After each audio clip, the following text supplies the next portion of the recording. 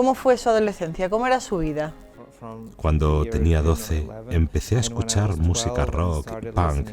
Estaba muy influenciado por el movimiento anarquista. Con todos estos pensamientos, decidí hacerme ateo conscientemente.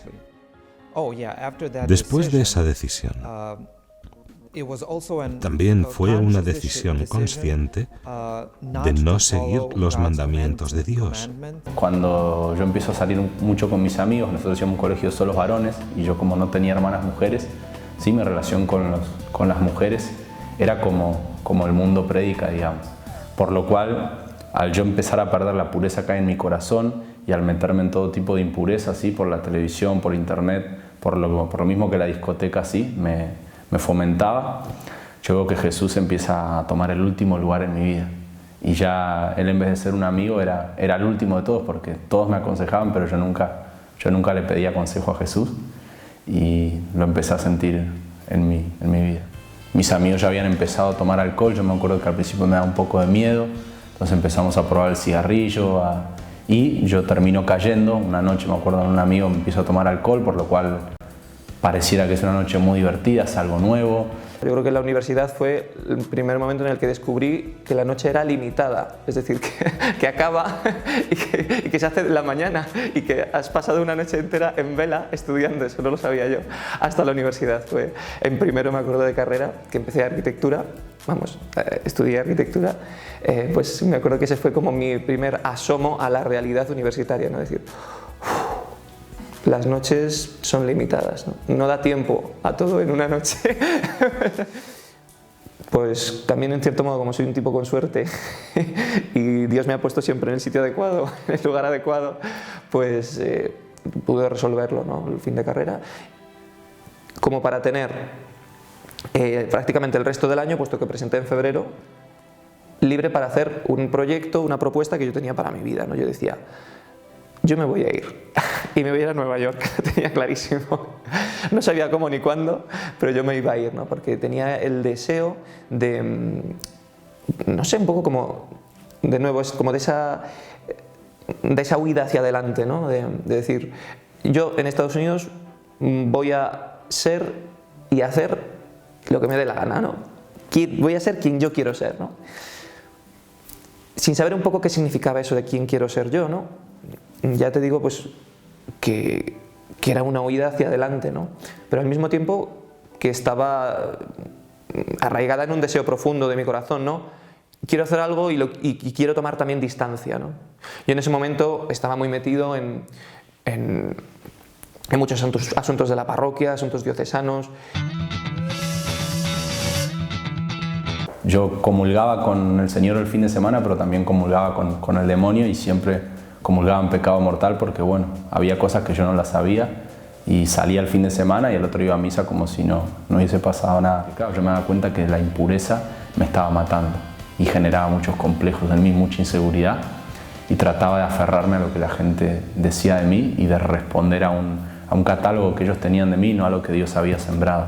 Entonces yo sé que muchas noches, nadie lo sabe, pero yo sí lo sé, y el Señor lo sabe, yo me podría haber matado, ¿sí? Como tengo amigos que sí, que les ha pasado, porque yo volvía solo después de una noche de haber tomado alcohol, después de haber estado haciendo cualquier cosa en pecado mortal y haciendo 40 kilómetros a 150 kilómetros por hora, y muchas veces iba muy cansado porque ya eran las 7 de la mañana después de toda una semana de cansancio, de haber jugado al fútbol incluso el viernes a la tarde, por lo cual sé que si no fuera porque Dios me tenía para algo especial y porque Él es muy misericordioso, yo perfectamente podría estar en el abismo.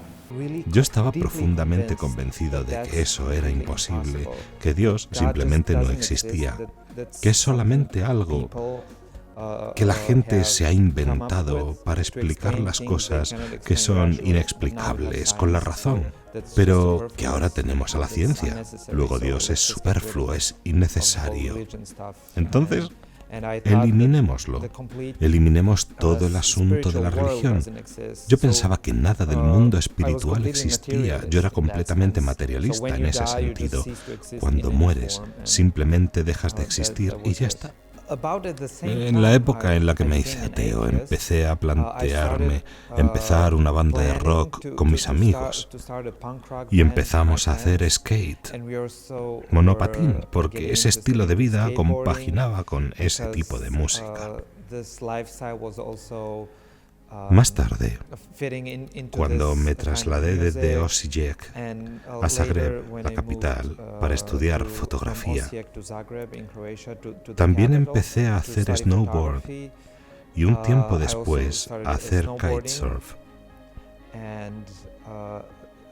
Entonces esos tres deportes eran mis favoritos. Como soy un tipo con suerte, en 2 semanas, Cristina ya tenía trabajo en Estados Unidos. Además, un trabajo que estaba muy bien en una empresa que hacía unos proyectos muy interesantes, era Clean Room Office, y era justo el tipo de empresa que a mí me gustaba, ¿no? Media jornada, porque la otra media jornada estaba haciendo intensivo de inglés de perfeccionamiento y todo esto, ¿no? Para entender a los americanos, que al principio me costaba, y ahora ya entiendo mucho mejor a los americanos que a los ingleses, pero bueno. Y ya tenía casa enfrente de la playa, una casa estupenda, en 2 semanas, y tampoco era suficiente. Y aún así se veía como esta insatisfacción. Pensé que la culpa ya no era ni de la diócesis, ni de la parroquia, ni de cualquier presión que pudiera tener, ¿no? Pensé que la culpa era de Dios. Y le eché literalmente las culpas, ¿no? Dije, tú tienes la culpa, ¿no? Porque has puesto en mí una insatisfacción que con nada se satisface, ¿no? Se solventa, ¿no? Y decidí, digo, bueno, pues a partir de hoy tú aquí y yo aquí. Se sentía lleno, sabía que con eso podía tirar hacia adelante, no necesitas nada más. Exactamente. Era el trabajo de mis sueños. En mi tiempo libre estaba practicando los deportes de mis sueños. Tenía tantísimos amigos. Todo era muy positivo, todo era muy feliz. O así parecía. Sin embargo, faltaba algo. Aparentemente tenía todo lo que quería. Es verdad que tenía algún deseo caprichoso de tener un helicóptero o un yate, pero dentro de las cosas que estaba soñando, las tenía todas en este mundo.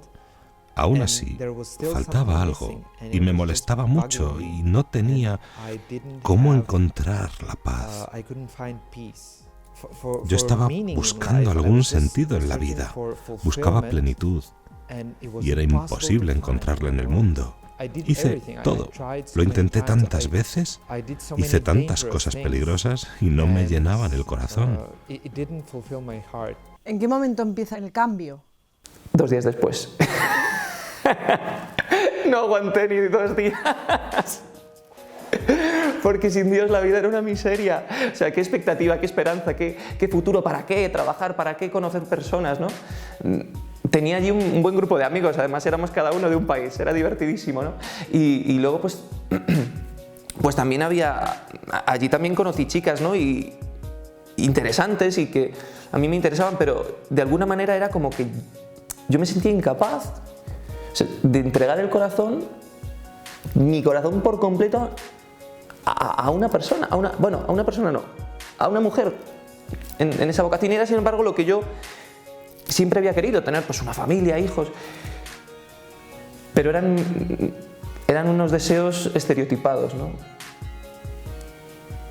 No eran mis deseos, porque en el fondo yo sabía que eso no satisfacía mi corazón. Por eso no pude mantener una relación estable, ¿no? No pude mantener una relación, siempre era cambiante, voluble, ¿no? Porque mi corazón no estaba hecho para eso, ¿no? Pero yo entonces no lo sabía, ¿no? Yo quería ser de todos, pero de ninguno. y no sabía cómo gestionar eso.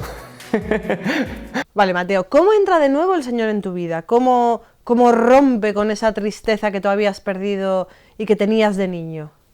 ¿Cómo irrumpe otra vez en ti? Bueno, a todo esto estaba de novio, pero yo notaba que yo no le podía dar lo que a ella le faltaba. Y yo decido que sí, que eso no iba bien y que a mí ya tampoco me llenaba eso, por lo cual decido cortar, porque bueno, ya había alguien en el medio y bueno, la verdad que las cosas no se dieron bien, pero me acuerdo que a mí eso me entristeció mucho, porque me di cuenta que no era capaz de amar a alguien como me hubiese gustado y empezar a llorar y a rezarle a Dios. Y me acuerdo que le decía: Señor, ten piedad de mí, ten misericordia de mí. Me acuerdo que lloraba y lloraba, pero fue toda la noche llorando desconsoladamente, pero pidiéndole a Dios que tenga misericordia de mí. Y me acuerdo que a las 2 semanas me respondió de manera muy clara. En primer lugar, algunas personas me dijeron que habían ido a retiros espirituales o algo semejante, donde experimentaron algunas manifestaciones de la realidad espiritual, concretamente manifestaciones demoníacas, de personas que estaban metidas en el ocultismo. Entonces, al verme enfrentado con todo esto, no tuve más remedio que admitir que esa realidad existe.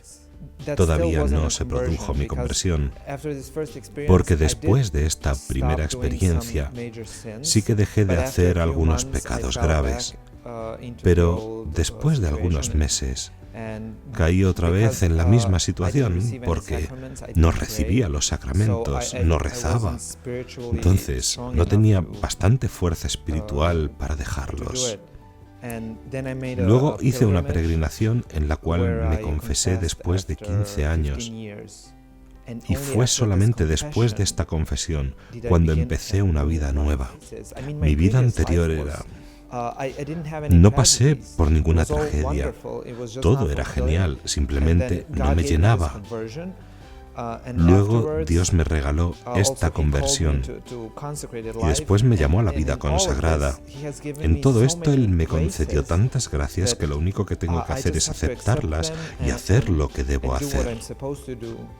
Y vi 3 monjes en mi casa y yo no lo podía creer. Cuando los vi ya, solamente su aspecto, me acuerdo que verles el hábito, claro, para mí fue muy impactante.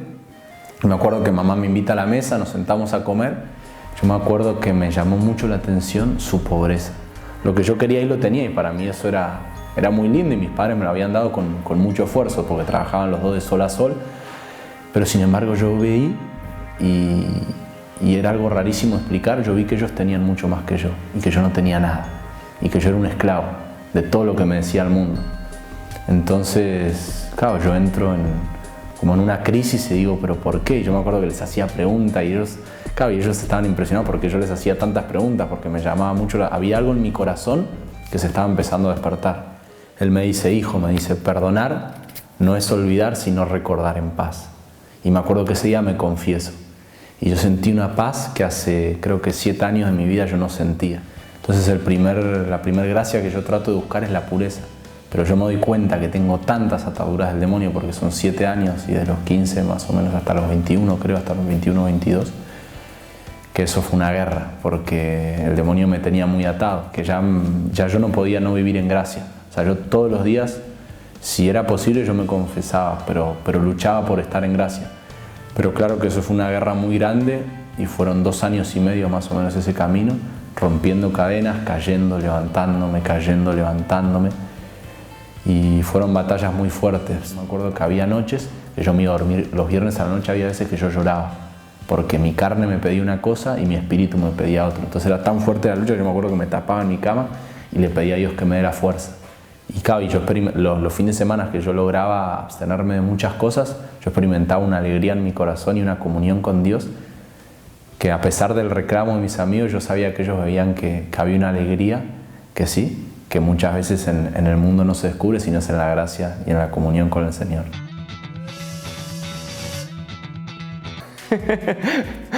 Claro, luego ya cuando llega el momento, ¿no? Después, en esos 2 días en los que pues hay un gran conflicto en mi interior, ¿no? Pues le digo: mira, vale. Además, ahí me ayudó un poco San Agustín, ¿no? El mañana, ¿por qué no hoy? ¿Por qué no ahora? ¿No? Digo, vale. Te damos cuartel, ¿no? Le digo al Señor.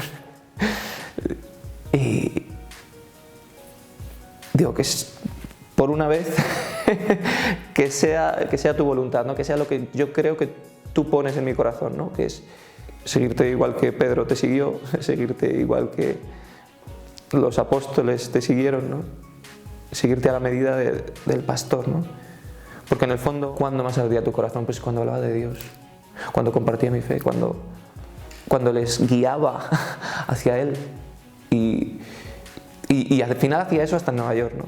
Precisamente había una chica que me gustaba, ¿no? Pero al final lo que hacíamos era que él acababa hablando de Dios. Y decía, si es que lo que me gusta no es la chica, sino me gusta hablarle de Dios. Me voy ahora. ¿Por qué no hoy? ¿Por qué no ahora, no? Pero lo cierto es que empecé el introductorio, pero para mí era algo difícil de contar, ¿no? Porque, a ver, unos padres que ciertamente te han educado, te han educado en la fe, pero no son practicantes, luego, de alguna manera, no llegan a comprender hasta qué punto los designios de Dios pueden transformar el corazón del hombre y pueden llevarte la vida entera. Entonces, para mí, yo tenía pavor a ese momento de contárselo a mis padres especialmente, ¿no? Y es verdad que fue duro, fue difícil, aunque bueno, a día de hoy, pues lo único que ha hecho Dios en la relación con mis padres ha sido sumar y hacer crecer en verdad y en profundidad nuestra relación, ¿no? Y en el introductorio se vio que en efecto era una vocación clara, de modo que ya entré propiamente al seminario. Me acuerdo, Cristina, que cuando el padre hablaba yo sentía algo rarísimo, a mí me ardía el corazón. O sea, era como si yo viera a Jesús mismo hablándome en el Padre. Es una gracia que Dios me da. Y me acuerdo que ese día, hablando con el padre, yo le digo que qué lindo que es que exista gente como ustedes que pueda defender la fe con argumentos, con su vida. Y yo me acuerdo que le conté que lo único que yo había guardado en mi corazón en toda mi vida era que Jesús era mi mejor amigo. Entonces él, me acuerdo que me mira y me dice, hijo, me dice, tú tienes, ¿sí?, el don del llamado. Yo me acuerdo que automáticamente él me dice eso, yo pienso en el sacerdocio. Pero claro, al principio por todas mis heridas y por toda mi vida me costó comprenderlo. Y bueno, ahí entré en un cuestionamiento. Pero yo le dije, bueno, Señor, si yo tengo vocación, tú te encargarás de mostrármelo. Y el Señor, como siempre, responde muy rápido. Me acuerdo que la otra misa, yo estaba en el retiro, me acuerdo que incluso mi exnovia había venido a ese retiro para hablar con él y acomodar un poco de cosas ahí que andaban, sí, que no estaban resueltas. Y me acuerdo que en la misa sale el Evangelio de cuando el Señor lo ve a Mateo y le dice, ven, sígueme. Y me acuerdo que eso fue un flechazo que hasta el día de hoy, ojalá nunca me lo puedan sacar. Otras personas me dieron el consejo de rezar por mi vocación, para ver cuál es la finalidad de mi vida en este mundo y ver para qué me ha creado Dios. Y lo hice. Yo rezaba muy intensamente, como 3 rosarios al día, si podía, e iba a misa con esa intención. En un momento dado, en el confesionario, el sacerdote me dio un buen consejo. Después de esa confesión, inmediatamente iba a haber misa. Asistí a ella. Y después de recibir la Santa Comunión y volver al banco, estaba arrodillado y rezando en silencio. En este silencio, nuestro Señor me dijo, te he creado para ser sacerdote. Y eso fue lo único que yo necesitaba. Poner un rostro concreto, poner un tú a eso que yo siempre había deseado. Poner un tú a quien yo deseaba realmente entregarme. Así, tu corazón era para esto. Y el Señor me lo dejó claro, ¿no? Entonces, lo más grande, conocer al Señor. Que el Señor ordenase mi corazón, mis deseos, mi inteligencia, mi voluntad, todo lo que yo soy, ¿no? O sea, eso es lo más grande, sin duda, ¿no? Y yo me gastaré y desgastaré mi vida en pos de que otros vivan esto. ¿Qué importancia tiene para ti el papel de la Virgen? Mira, ya me lo dices y ya hasta me emociono. va a haber presencia. Ha estado velando, ha estado en cada momento, ¿no? O sea, ella sabe que yo soy una persona muy afectiva, ¿no? Ella ha sabido hacer jugar esto a su favor, ¿no? Y sobre todo al favor de su hijo, ¿no? Yo creo que es la que más ha rezado por mí, sin duda, ¿no? La mejor intercesora. Entonces, pues sí, María es todo eso para mí. De modo que sin ella, pues yo no sé dónde estaría. Yo estoy convencido de que sin la Virgen y sin su intercesión, ni siquiera hubiera tenido lugar, porque el santuario al que fui para confesarme después de 15 años era el de Medjugorje, donde hay supuestas apariciones. Además, mi madre me consagró a la Virgen cuando nací. Por lo tanto, hay una conexión grande a lo largo de mi vida con la Virgen. Ella me infunde fuerzas. Y me acuerdo que un día tuvimos una misión, a mí me había tocado en el pueblo y a otros hermanos le había tocado allá lo que en Colombia llaman veredas, que es en la selva, la montaña bien alta. Y yo me moría de ganas de ir ahí. Yo dije, bueno, pero bueno, Señor, si tú quieres en el pueblo, tú sabes por qué me permites estar ahí. Y me acuerdo que en esas cosas de niño que uno tiene, que yo le digo, le digo, madrecita, ¿será que tú vienes conmigo acá? Y yo me acuerdo que le pregunto al padre, y le digo, oiga, padre, le digo, ¿será que la Virgen nos acompaña? ¿Usted se la imagina caminando con nosotros? Yo me acuerdo que el padre me mira así como diciendo, ¿y este loco qué cosas piensa? Pero bueno, y él me dice, sí. Entonces yo me acuerdo que en mi interior pienso, bueno, creo que se lo digo, yo le digo, yo estoy seguro que nos acompaña, pero por usted, porque donde hay un sacerdote está la Virgen. Me acuerdo que no termino de decirle eso, caminamos y entramos en una curva y sale una niña de 2 años, una casa muy humilde, que era un cubo de madera, y empieza a gritar, ¡La Virgen! Y empieza a saludar y a mirar a donde estamos nosotros. La casa estaba como unos 100 metros. Entonces, claro, yo me quedo impactado cómo es Dios, ¿no? Que había leído mi corazón y encima me da una clara señal de que la Virgen venía caminando con nosotros, porque esa niña, yo estoy seguro que la veía, porque un niño de 2 años no miente. Y fue muy lindo porque, claro, nosotros mirábamos para arriba, pero bueno, el Señor sabe a quién le concede verla. A mí me concedió ese regalo de saber que ella viene conmigo y bueno, yo sé por fe que ella venía. Preguntar a Dios, haciendo una oración muy sencilla. Dios, si existes, me gustaría conocerte. Por favor, revélame la plenitud de tu verdad. Si haces esta oración con sinceridad, Dios la escuchará sin duda alguna.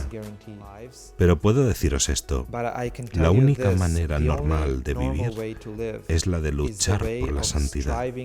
No podemos alcanzar la santidad por culpa de nuestra debilidad, pero tenemos que luchar por la santidad, y esa es la única manera normal de vivir. Apelando un poco a las palabras de San Juan Pablo II, no tengas miedo, porque perderse en Cristo es lo más grande que hay, ¿no?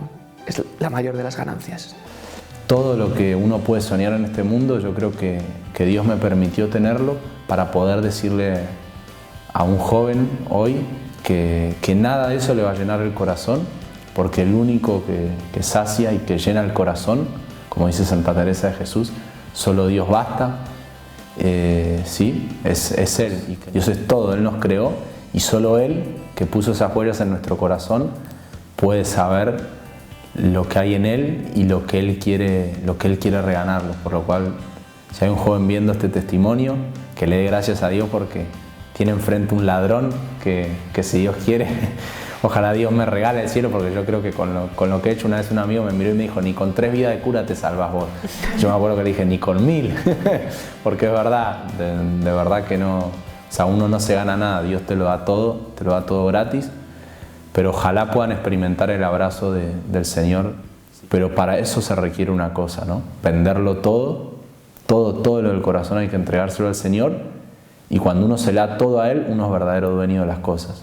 No puedo vivir un solo día sin estar alegre y agradecido con Él porque Dios me eligió y Y esa dicha solo las tienen los que también se dejan elegir por Él, porque Dios elige, pero uno tiene que responder, y eso solo se hace entregándole a Él la libertad que Él mismo nos dio. Pues nada, amigos, aquí veis, Dios suma, es todo el rato una suma, yo diría casi una multiplicación, unas potencias. A ver, siempre sale en positivo, la vida siempre sale en positivo. Quedaos con esto, no vais a perder nada, vais a ganar mucho, vais a ganar muchísimo, muchísimo estando en el Señor. Gracias, gracias a todos, gracias.